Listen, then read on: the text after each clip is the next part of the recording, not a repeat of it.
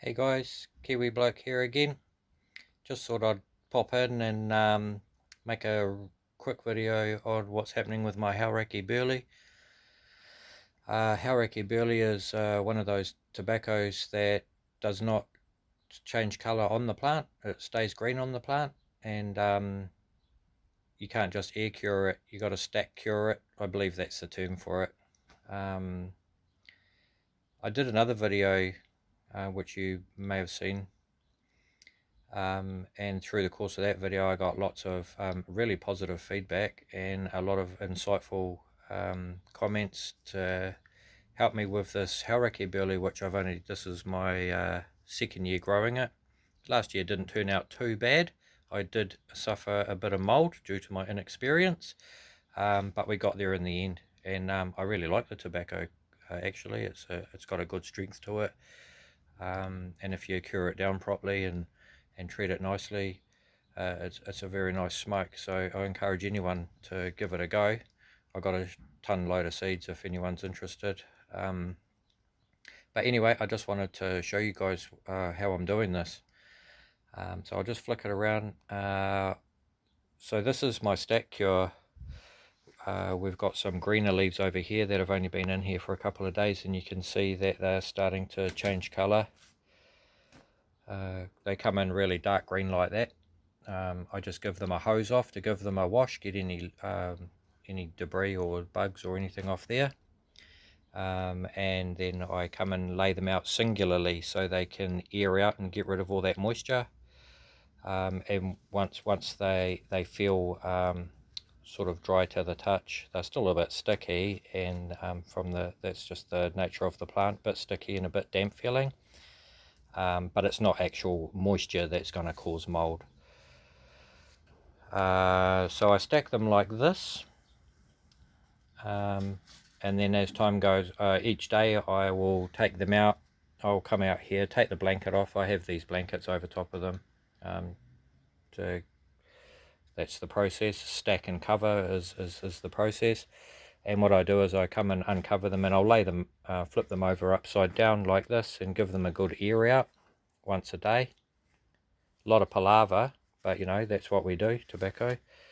And I'll just leave them like that to air out for a couple of hours, and then come back in the shed and flip them over the other way and let them air out for another hour. And then when they feel like they're sort of dried off a bit more, I'll restack them. Restack them like that, putting the greener ones to the top and the lighter coloured the darker green ones to the bottom, and then the lighter ones to the top. Because if you leave the more cured ones down in the stack, they will start to rot, and they really like to rot around that stem area, this area here where it's got bulk of the moisture. That will start to rot. So you got to keep an eye out for that. So as it progresses, it starts to look like this. I'll just go back a little bit. And what I'm doing here is I'm stacking the greener parts to the center of the pile.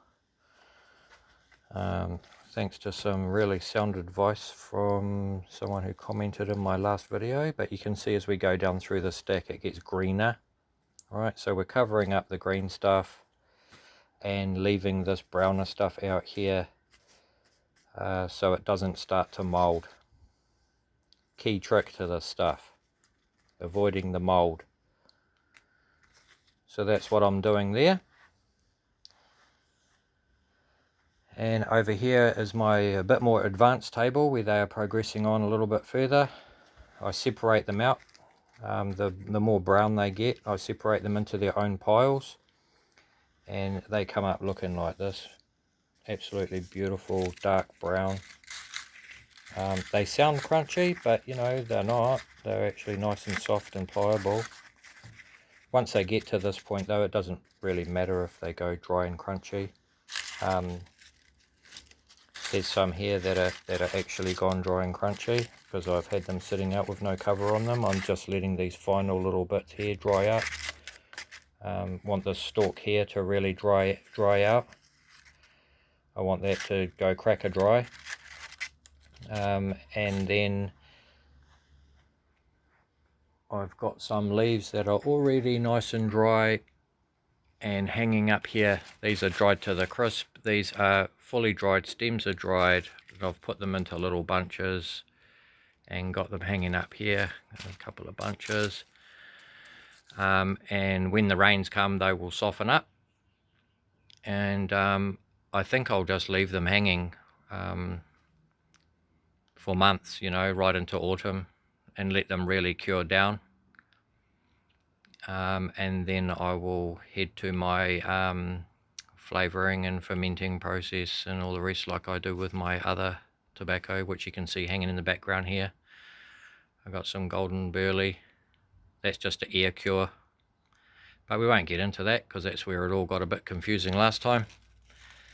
So this stuff here is strictly stack cured tobacco, and it's just stacked in piles, and I put a sheet over it and then put a blanket over it, and it just seems to keep the warmth and the moisture in there.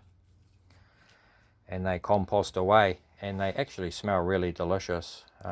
Again, like the other tobacco I do, it starts to get a raisin-y smell, sweet raisin smell. Really nice to walk in and smell that. So that's it, guys. That's I just wanted to share that with you, and thanks to the person who enlightened me on this, getting the browner bits to the outside of the stack so that they do not start to go to the rotting stage. You're actually taking this stuff to the limit, you know, you're taking it, fermenting it, or not fermenting it, sorry, we're actually curing it here. But it will start to rot if you let it go too far. And just a sneak preview, I'm working on a fermenting process over here.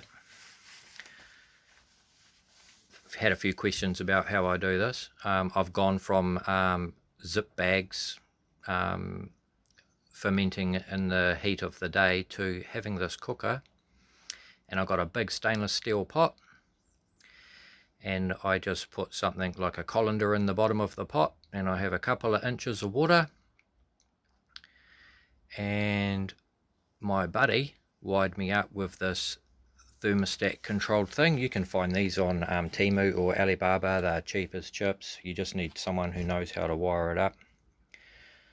And it's just wired into a bit of extension cord. He just used extension cord, wired it all up. You got your little probe here which you chuck into. I put it down into the water in the bottom of the pot, and I have this thing running at goes up to around between 50 and 60 degrees, and it doesn't go any lower than 40-45 degrees, and I let that simmer away for a week. So I put my tobacco in the plastic bags after I've spritzed them with my flavouring, and I've got them to that it's a moisture that's not wet, but it's just got the tobacco feeling soft again. So I take it from cracker dry and hydrate it with the flavouring and alcohol and whatever mix you want to use, and then let it air dry till it's just at that nice soft feeling, not wet. And then I stuff it all into plastic bags and chuck it in my pot, and just I open up the plastic bags and tip it out and check on it every day, and then put it back in the bags. But ultimately she's simmering away in that pot for around the 50-degree mark for a week, 7 days, and that's just more fermentation. Brings out the sugary smells and tastes, and takes that ammonia, the sharpness taste off your tobacco, and that's what the fermentation process does. As beautiful as your tobacco can get looking, if you don't ferment it somehow, it's going to taste bitter. It gives you a bit of a tongue bite, I think they call it, a bit of a sharp tingle to your tongue. And the other thing I've learned is just add tons and tons of patience to your tobacco. I had a couple of tobacco leaves sitting around from last season after it had been fermented, and I didn't do anything with it. I just left it sitting on my workbench in the garage, and you know, just had a little taste of it about a week ago actually, and it was beautiful, mate. Nice and smooth, nice aroma to it. Yeah, so this is Hauraki Burley, stack cured, does not color change on the plant. This is how you color change it and cure it. And she comes up pearler. So just wanted to share that with you guys. Thank you. Ciao.